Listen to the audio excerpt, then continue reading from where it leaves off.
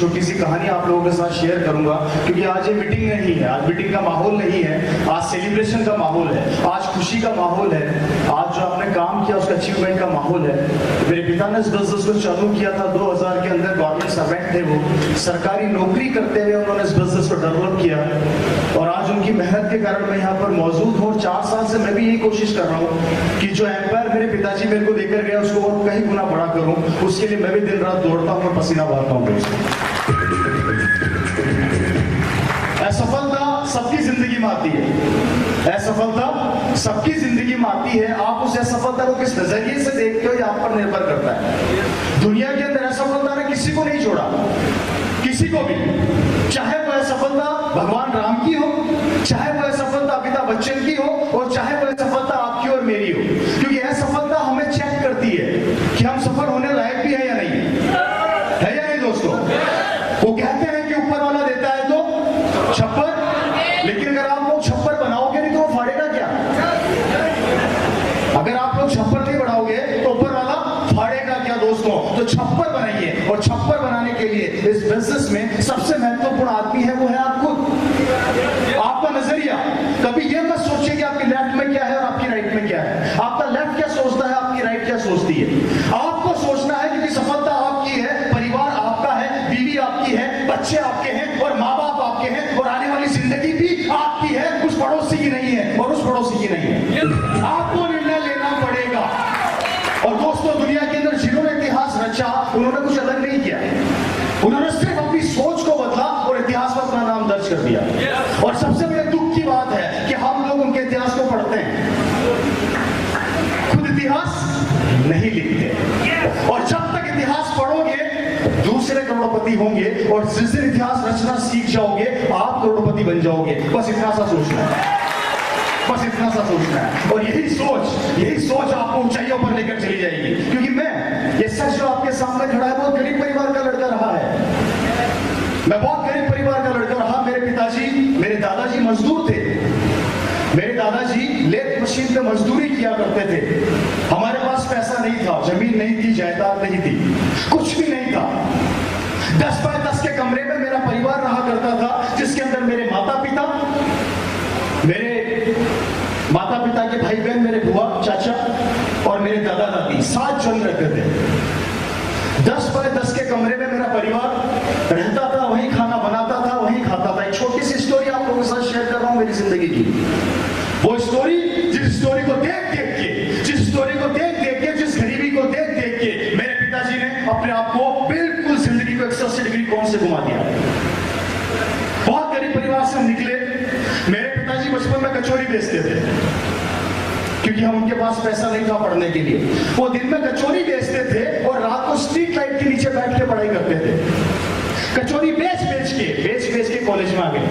और जिंदगी में जब पहली बार कॉलेज में आए थे तो पैंट पहनने के लिए नहीं होती थी, पहली एक पैंट खरीदी थी और उस पैंट को प्रेस करने के लिए लोटे में कोयला डाल के प्रेस किया करते थे।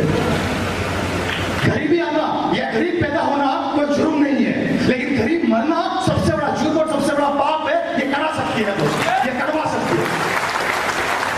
सबकी जिंदगी में गरीबी है, सबकी जिंदगी में दुख है। अरे भगवान राम को 14 साल वनवास जाना पड़ा था, तो आप पर मैं किस खेत की मूली है जी? अमिताभ बच्चन बैंक करप्ट हो गया था, उसके बाद जब आपको प्रूफ किया, तो आप पर मैं किस खेत की मूली है? क्यों? क्योंकि उनका निर्णय, उनका डिसीजन उनके ऊपर हावी था। और हमारा निर्णय, हमारा डिसीजन जब तक हमारे पे हावी नहीं होगा, हमें सफलता मिलने वाली नहीं है। आपकी सफलता आपका इंतजार कर रही है, आपकी सफलता आपका इंतजार कर रही है, आपके दरवाजे पे खड़ी है। दरवाजा खोलो और अंदर खींच लो, और जब तक मत छोड़ो जब तक यहाँ पर खड़े ना हो जाओ। यह सफलता आपका जिंदगी बचा के छोड़ेगी, लेकिन लाना पड़ेगा, उस ताकत को लाना पड़ेगा। गरीबी देखते देखते मेरे पिताजी कॉलेज में आए। राजस्थान के अंदर एक जगह है अजमेर, नाम जानते हैं?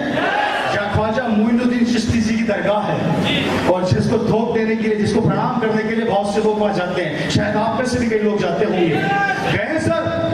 उस अजमेर के अंदर मेरे पिताजी ने पढ़ाई करी।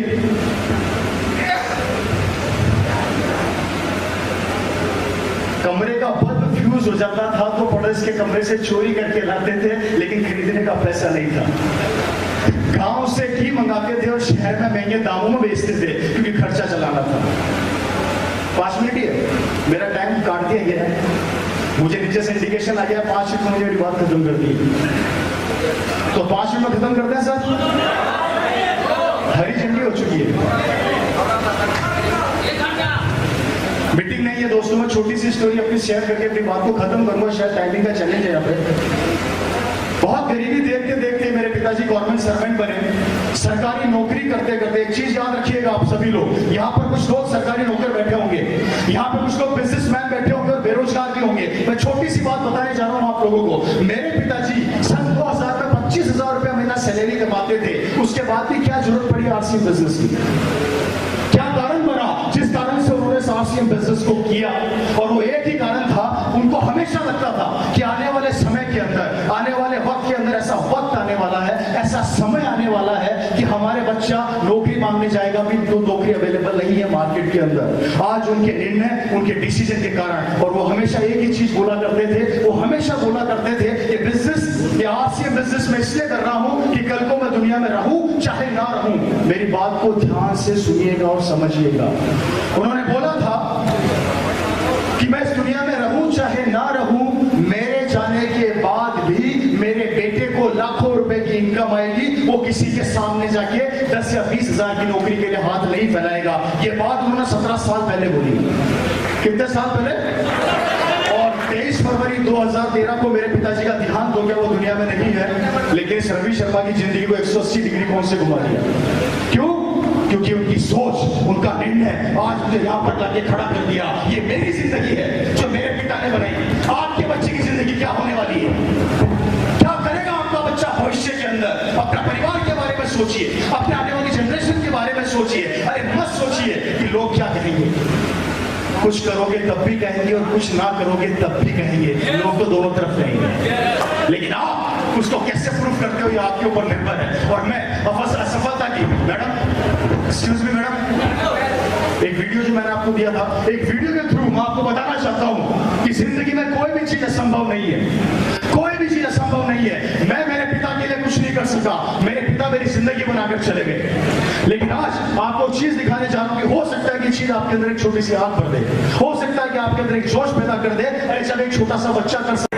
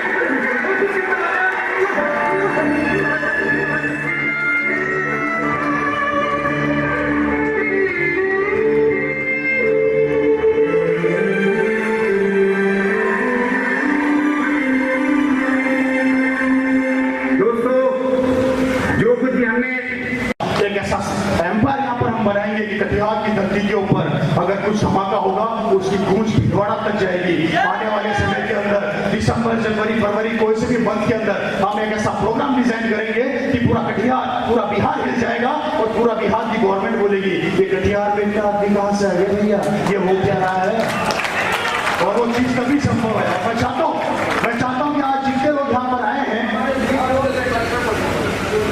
मैं चाहता हूं कि यहाँ पर आप जितने लोग आज यहाँ पर आए हैं, एक कमिटमेंट अपने आप से कर जाइए, एक वादा अपने आप से कर जाइए कि मैं सफल हो सकता हूं, मैं आगे बढ़ सकता हूं, मैं अपने ख्वाबों को पूरा कर सकता हूं। और जब आप पीछे गिरोगे, टेंशन मत करना, हमारी पूरी भीड़ आ रही है, धक्का मार के आपको आगे की तरफ फेंक देगी। इसलिए टेंशन दिमाग से निकाल दो, कमिटमेंट करो, वादा करो।